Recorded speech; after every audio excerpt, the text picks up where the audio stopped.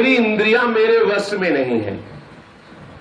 ये असत पथ के मार्ग में चलने वाली इंद्रियां मेरे वश में नहीं, क्योंकि मन मेरे वश में नहीं।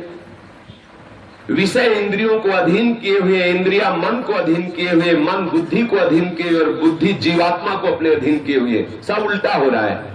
यद्यपि जीवात्मा की ही सामर्थ्य से बुद्धि अपना पावर दिखाती है। अगर जीवात्मा में ये अनुभव हो जाए कि मेरे में कितनी सामर्थ्य है, पर वो अनुभव तभी होगा जब जीवात्मा ये समझ लेगा कि हम प्रभु के ही अंश है और प्रभु की सामर्थ्य से सामर्थ्यवान है, हमारे अंशी श्री हरि है, और उनका आश्रय ले लेगा तो उसमें वो बल आ जाएगा जो बुद्धि को अपने अधीन कर ले। तो बुद्धि मन को अधीन कर लेगी, मन इंद्रियों को अधीन कर लेगा, हो गया काम, वो परम पद का अधिकारी हो गया। लेकिन यहां से उल्टा हो रहा है।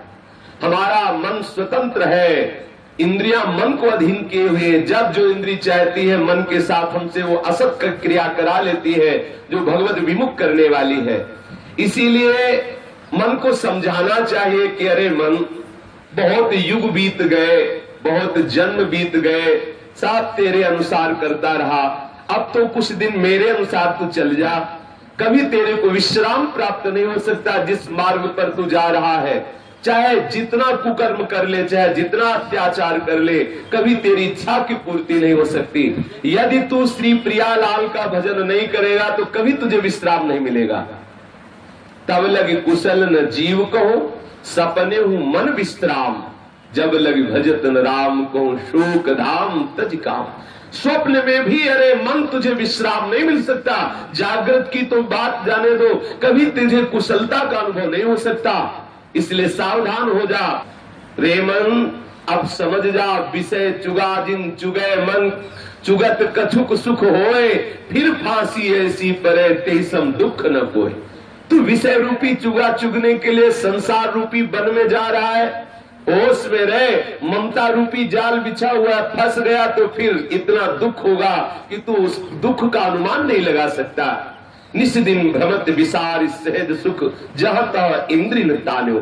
जहां तहां इंद्रियां तुझे खींच रही है, तू इंद्रियों के द्वारा खींचा हुआ मन भटक रहा है। देख, रात दिन भटकते तुझे बीत गए, कभी विश्राम मिला, कभी सुख मिला।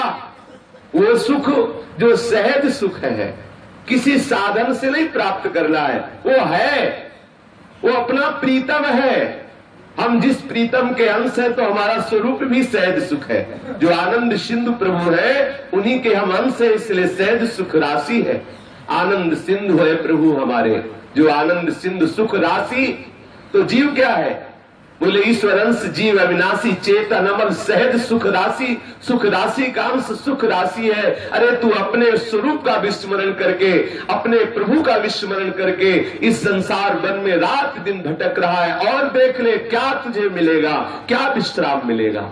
विश्राम तो तभी मिलेगा जब पायो परम विश्राम, राम समान प्रभु नाही कहो। विश्राम तो तुम्हें श्रीहरि के चरणों में मिलेगा। मन क्यों भटक भटक करके महान क्लेश का अनुभव कर रहा है। यद्यपि विषय संग सहो दुसह दुख विषम जाल रुझानो। अरे मन, तू विषयों के संग में असह्य संकट में फंस रहा है। कौन सा ऐसा विषय है जिसमें सुख हो? आप देखो, मन को समझाओ किसमें सुख है। हर सुख में दुख भरा हुआ है। केवल सुख के ऊपर लेबल लगी हुई है। लगता है वो भी कि ये सुख है, पर जब उसमें हाथ डालो तो केवल दुख हाथ लगता है, सुख है ही नहीं। क्योंकि जिसने रचना किया है उसने लिख दिया दुखालयम, ये दुखालय है। दुखालय में आश्चर्य की बात ऐसा है कि जहर को बड़ी मीठी मिठाई से कवर कर दिया गया है। वो चांदी वांदी लगा के दूर से लगे कि पाओ बड़ा आनंद है, लेकिन जो ही पाने को जाओगे तो जो आनंद ना पाने पर था वो आनंद नष्ट हो जाएगा और महान क्लेश को प्राप्त हो जाएगा। विषय चुगा जिन चुगे मन, चुगत कछुक सुख होए। वो जो कछुक सुख शब्द है वो भ्रमात्मक है नहीं, केवल भान हो रहा है तुमको कि है। कैसे? जैसे कुत्ता कोई हड्डी को लेकर के एकांत में जाए और उसको चबाए, तो जब हड्डी में खून देखता है तो उसे आनंद का अनुभव होता है। उसको लगता है कि बड़ा इसमें रस है, बड़ा पावर है, लेकिन उस मूर्ख को पता नहीं कि तेरी ही गलफड़ों का खून उसमें लगा दिखाई दे रहा है। ऐसे ही ये मूर्ख मन विषयों में जाता है और सुख मानता है। उसको पता नहीं कि आनंद का नाश करने पर तुझे आनंद का अनुभव हो रहा है, आनंद का नाश करने पर आनंद का अनुभव हो रहा है। यही तो उल्टी बुद्धि हो गई। अरे मन, तदपि न तजत मूढ़ ममतावश जानत हूं नहीं जानो। यद्यपि मन तू जानता है कि इसमें दुख है, लेकिन फिर भी मानता नहीं, इस लालसा से कि अब की बार नहीं तो अब की बार हम तृप्त हो जाएंगे, ये खा के, ये पी के, ये सूंघ के, ये छू के, ये देख के। ये ज्ञानेंद्रियां ऐसे खींचे हुए मन को है, और ऐसा मन खींचे हुए बुद्धि को है कि बुद्धि अपना एक निश्चय कर ही नहीं पा रही है, क्योंकि विषय भोगों में जिसकी बुद्धि लग गई उसमें निश्चयात्मिका शक्ति कमजोर हो जाती है। भोगेश्वरी प्रसक्तानाम त्यापहृत चेतसाम व्यवसायत्मिका बुद्धि समाधो न विधीयते। अरे मन, यद्यपि तू जानता है, अनुभव भी कर चुका है कि विषय भोगों में दुख के सिवा कुछ नहीं है, कोई भी ऐसा नहीं है जिसको सुख का अनुभव हो। जब महात्मा सोभरी के 50 ब्याह हुए, तब एकांत में बैठे एक दिन तो देखा बड़े नाती लड़का सब भीड़ लगी, बड़ा उनको पश्चाताप हुआ। हाय, एक मछली के कुसंग से इतनी बड़ी दुर्दशा। उनको याद आई उस आनंद की जो यमुना जी में जल को स्तंभित करके भजन करते थे, वो आनंद और ये विषय रो पड़े सोभरी जी, और श्लोक गाया, संगम त्यजेत मिथुनम वृत्तिनाम मुमुक्षु सर्वात्मनान विसृजेत बहिरिंद्रियाणि एक शरण चित्त मलंति से युंजीत तद वृत्ति साधुश्चेत प्रसंगा। कभी भी मिथुन धर्म से युक्त किसी भी प्राणी का कभी भी संग न करे, एकांत रहे, अपनी इंद्रियों को बहिर्मुख ना होने दे, अकेला रहे और अपने इष्ट में सदैव चित्त को लगाता रहे, बिल्कुल कदापि संग न करे किसी का। अगर संग करे तो वीतराग परमहंसों का करे, भगवत प्रेमी महात्माओं का करे, अन्यथा अकेला रहे, सदैव अपने चित्त को अपने इष्ट में लगाता रहे, कभी भी प्रमाद न करे, नहीं तो ऐसी दुर्दशा प्राप्त हो जाती है। सोभरी जी के हृदय से उद्गार प्रकट हुआ, बड़े बड़े महापुरुषों के हृदय की बात निकली। बड़े बड़े राज ऋषि ब्रह्म ऋषियों ने अपने अपने अनुभव शास्त्रों में लिखे, इसीलिए अपने लोग भागवत आदि सब पुराण कथा आदि श्रवण करते हैं कि उसका मतलब यही है कि हमें जो आज तक सुख नहीं मिल पाया वो सब सुख इनके पास था, लेकिन बाद में ये भी रो के पश्चाताप करके जबरदस्ती त्याग कर और हरि शरण में आए। तो हम पीछे क्यों भटके, हरि शरण में अभी से क्यों न चले। अरे मूढ़ मन, यद्यपि तू जानता है कि संसार में कहीं भी सुख नहीं, पर फिर भी बार बार तू इंद्रियों के द्वारा खींचा हुआ विषयों में जा रहा है। तुझे कभी विश्राम न मिला है न मिलेगा यदि तू संसार में भटकेगा। तजब जन्म अनेक किए नाना विधि कर्म कीच चित सारो। कर्ता भाव से युक्त होकर ये कर्म करूंगा तो ये लाभ मिलेगा, ये कर्म करूंगा तो ये सुख मिलेगा।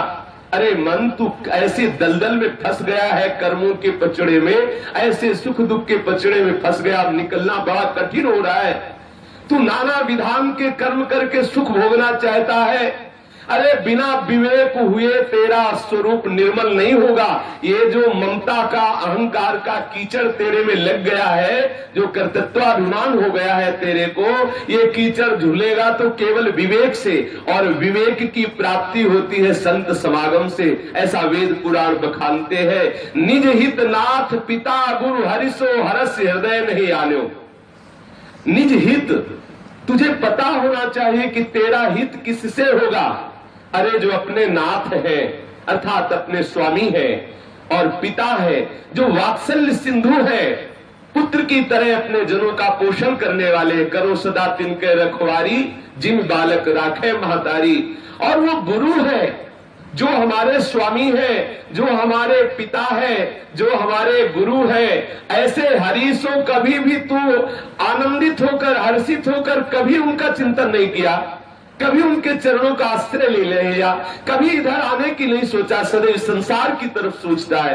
अरे मन, जो तेरे हितैषी है, सच्चे हितैषी है, जहां परम सुख मिले, ऐसा सुख मिलेगा कि जैसे अगाध समुद्र में मछली छोड़ दी जाए तो किलोरे करती हुई सदा सदा के लिए आनंदित हो जाती है। ऐसे हरि शरण में आने से कोई भी बाधा उसका स्पर्श नहीं कर सकती। सुखी मीन जहां नीर अगाधा जिमि हरि शरण न एक बाधा। अरे मन, जो हमारे हितैषी है, जो हमारे नाथ है, स्वामी है, पिता है, गुरु है, ऐसे कभी हरि से हर्षित होकर नहीं मिला। कभी हरि के चरणारविंद का मनन नहीं किया, चिंतन नहीं किया, कभी इधर इंद्रियों को घसीट कर नहीं लगाया, ये तेरी तृषा ऐसे नहीं जा सकती। मन, तू कभी सुख और शांति का अनुभव नहीं कर सकता। चाहे जितना तू रेत में खोदता रहे मरुभूमि में, एक बूंद तुझे जल नहीं मिलेगा। जैसे मरुभूमि में यद्यपि जल दिखाई देता है पर होता नहीं, ऐसे ही मन तुझे संसार में सुख दिखाई दे रहा पर है नहीं। श्री हरि के चरणारविंद में सुख है। मान जा, जन्म जन्म बीत गए तुझे प्रयास करते हुए, संसार के सुखों में ढूंढते हुए सुख, लेकिन कहीं है ही नहीं। है तो सिर्फ हरि चरणारविंद में है। विनिश्चितम बदामि तेन अन्यथा वचांस में हरिम भजन्ते नरा भवसागर तरन्ति ते। यदि तू इस दुख में संसार से पार होना चाहता है, सदैव सुख भोगना चाहता है, तो निश्चित बात है श्री हरि के चरणारविंद का आश्रय ले। मन को मारो, जो जो मन में स्फुरणा हो रही विषयों की उसे मारो। मारने से मन निर्मल हो जाता है। मन ऐसी प्रेरणा करता है कि इस भोग को भोग लो, फिर हम डट के भजन करवाएंगे। हमें आज रसगुल्ला पवाओ, फिर हम चक्क भजन कराएंगे। और जहां आपने इसके रसगुल्ला पवाया चाहे दूसरी तरफ भटकाएगा, फिर वो भजन में नहीं लगेगा। अगर आपने कहा कि पहले भजन करो फिर रसगुल्ला पवाएंगे। हाँ, संत बड़े युक्ति वाले होते हैं। जैसे मन हट कर ले कि ये पदार्थ पाएंगे, बोले ठीक है मंगा लिया। अगर कोई भगत हुआ और टांग दिया, बोले देखो 108 माला गुरुमंत्र की जप करो, गुरु टंगा हम तुम्हें पवाएंगे। बीच बीच में कहेगा पहले पवा दो, नहीं नहीं पहले 108 माला जप करो। धीरे धीरे धीरे धीरे मन मरना। और फिर क्या, एक बार अपने सदगुरुदेव भगवान से कहा कि हमें मीठा में बहुत राग है, मिठाई पाने में हम प्रयास करते हैं, लेकिन सामने मिठाई आ जाती है तो विवश हो जाते हैं और उसको पाते हैं, तो कैसे इससे हम मुक्त हो।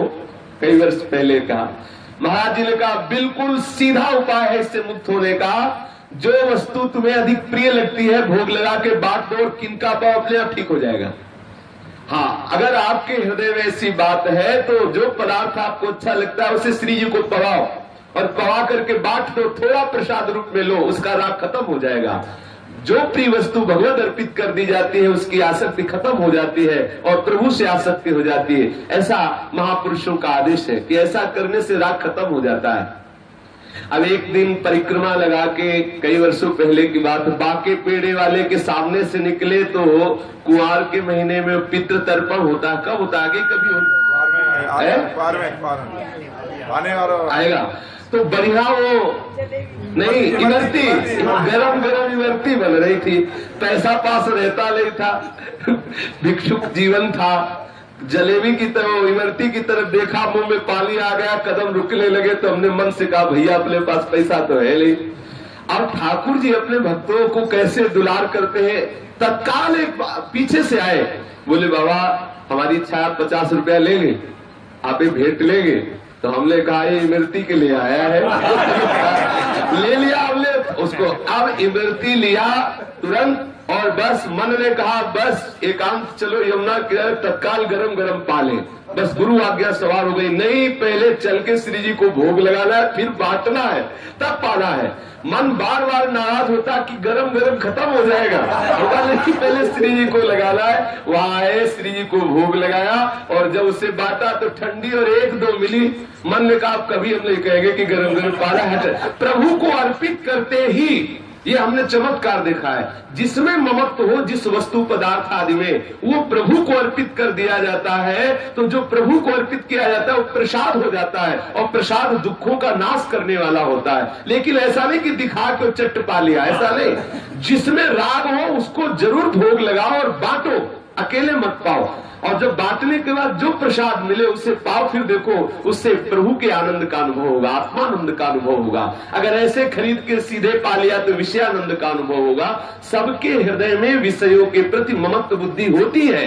कृपा से धीरे धीरे धीरे ममता का नाश होता चला जाता है। और जिस समय प्रियालाल के चरणारविंद का थोड़ा भी रस मिलता है, आप सच्ची मानिए जैसे किसी को बमन की तरफ देखने की इच्छा नहीं होगी, ऐसे ये विषय देखने की इच्छा नहीं होती। पाने की तो बात बहुत दूर रही। वही मन है, वही हम है। और जहां प्रभु के जरा सा भी रस का अनुभव होगा तो बिल्कुल अच्छा नहीं लगता। संसार का कोई पदार्थ, कोई भी विषय अच्छा नहीं लगता। हमें पहले इस मन को हटाना होगा, जबरदस्ती हटाना होगा। छाड़ स्वाद सुख देह के, हमें छोड़ना होगा। अगर सोचे कि पाते रहो, जब कृपा होगी तो छूट जाएगी, तो ये कृपा होगी भयंकर शुगर हो जाएगी, तब छूटेगा। कृपा फिर प्रतिकूलता का अनुभव कराएगी। आप अभी समझ जाओ तो ठीक है, नहीं तो ऐसे ऐसे रोग हो जाएंगे कि फिर वो कृपा तुम्हें कृपा नहीं लगेगी, लगेगा भगवान हमारे साथ ठीक नहीं कर रहे, ऐसा क्यों कर रहे। कृपा प्रतिकूलता का रूप लेकर के आएगी। यदि आप प्रतिकूलता सहने के लिए तैयार है तो करो मनमानी, और नहीं तो जैसा महापुरुष जन कह रहे वैसा करो, तो स्वस्थ भी रहोगे और अंदर से भी स्वस्थ रहोगे। बाहर से शरीर स्वस्थ रहेगा और अंदर से मन स्वस्थ रहेगा। मन जब किसी भी विषय की प्रेरणा करे तो इसकी वृत्ति की तरफ आप अपने को मत लगाइए। मन को जो सोच रहा है सोचने दो, जहां जा रहा है जाने दो, आप उसके पीछे मत पड़िए, उदासीन हो जाइए। आप देखो अपने आप शांत हो जाएगा। रोकने की चेष्टा करेंगे तो बल दिखाएगा, वो उसके बल के आगे हम बिल्कुल फेल है। बहुत प्रबल है देवता, ये मानेगा नहीं, जिधर चाहेगा उधर बिल्कुल खड़ा कर ही देगा। बहुत विचित्र देवता है। कैसे जो साधना करते हैं साधक जन, उनको पता है कितना बड़ा देवता है। ये संसारी लोग क्या जाने मन क्या चीज है। क्यों? जो पड़ा हुआ उसको गिरने का क्या डर है, जो चल रहा है मार्ग में उसको पता है कि मन क्या है। थोड़े कोई आदमी जा रहा हो, आपको क्या लगेगा कितना बलवान है, थोड़ा उससे विरोध करो, फिर दो हाथ लड़ो, पता चलेगा कितना बलवान है। ये साधक जन रोज पीटते रहते, रोज पीटते रहते, इनको पता है कि मन क्या चीज है। अगर मन को रोकना है तो एक ही उपाय है, इससे उदासीन हो जाए, ना इससे राग करे ना इससे द्वेष करे। इससे झगड़ा करने में भी पार ले पाओगे, और इससे मित्रता करने में तो मिटिया मेट हो ही जाओगे। ना इससे मित्रता करनी है मन से, ना इससे झगड़ा करना है, इससे उदासीन हो जाना। ये जो कर रहा है, जो सोच रहा, सोचने दो, इसके अनुसार क्रिया ना होने पावे तो ये तुम्हें जलाएगा। उस जलन को इसी की जलन समझ करके सह जाओ तो धीरे धीरे मन निर्मल होने लगता है। जो अपने संतों की भाषा में कहा जाता है, मन मर जाता है।